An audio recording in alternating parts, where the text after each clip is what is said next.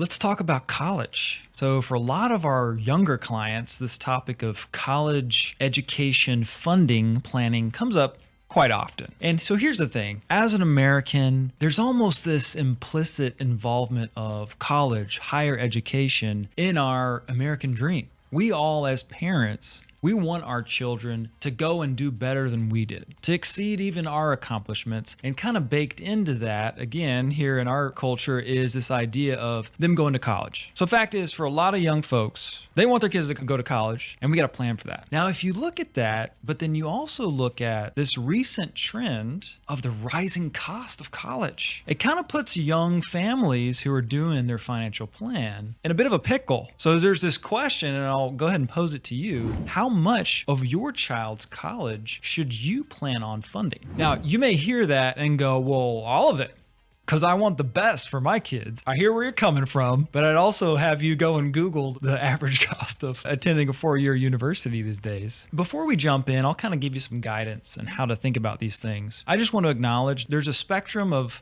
funding capability, right? And so some of you out there may hear that question, how much of your kid's college should you fund? And you go, well, all of it. And you literally do have the resources to do it, and that's great. Good on you. Now, on the other end of that spectrum, some people hear that question and go, well, none of it. That's a non-starter because we're just barely making it by. And that's valid too, right? So there's a spectrum there. Most of this video is going to be geared toward that kind of middle swath of the spectrum where you do have to make hard choices about how you're going to allocate your resources between college funding preparation and your own financial plan. With that dilemma of how do you prioritize your own financial plan, saving for retirement, making sure you have an emergency fund, your own financial fundamentals. How do you balance that with planning for your child's future college expense? In that dilemma, let me provide you with an analogy. You know how when you get on the flight and you listen to those pre-flight safety instructions, they're doing the whole enactment and they tell you if the oxygen masks drop down, be sure to put on your own mask first. The tendency as a parent in that moment of crisis is to help your child first and then to help yourself. But remember, the advice is make sure you're taken care of first and then take care of your child.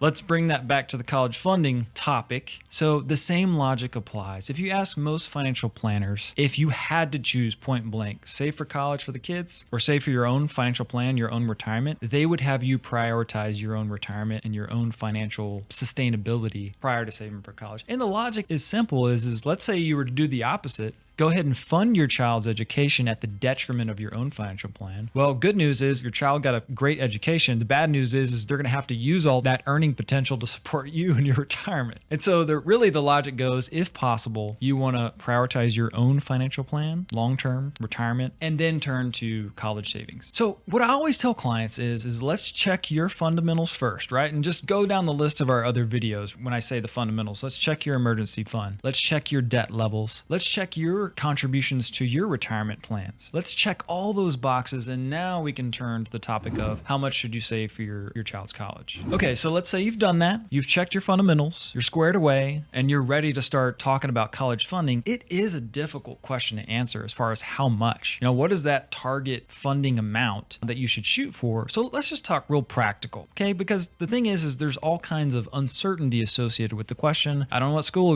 they're going to go to, or if they're going to go to school for that matter. And I don't know how much it's going to cost and how much that cost will increase over the years. I don't know how much other funding sources will be available to them at that time. But here's the deal. What I always tell clients, for a starting point, what you can do is you can look at, an average 4-year university in the state that you live in. Now, if you have a compelling reason to believe that your child will go to a different school, for example, the family alma mater or whatever the case may be, you can use those estimates. But in the absence of that, if you just look at kind of average cost of attendance in your state, target that amount. Now, I should say, being a professional, we have access to certain tools that help us with this. In our financial planning software, we can literally search by institution and it pulls live tuition fees data to go off of, but you can access that information publicly available. So you take that. From there, you want to subtract the expected other resources that will be available to them at that time. And what is that? That could be, again, you have to make an assumption on this, but possible scholarships they could receive, possible contributions from other family members they could receive, or other aid, other resources that you may have that are particular to your situation. So all we're doing is arithmetic here, right? Expected cost of attendance minus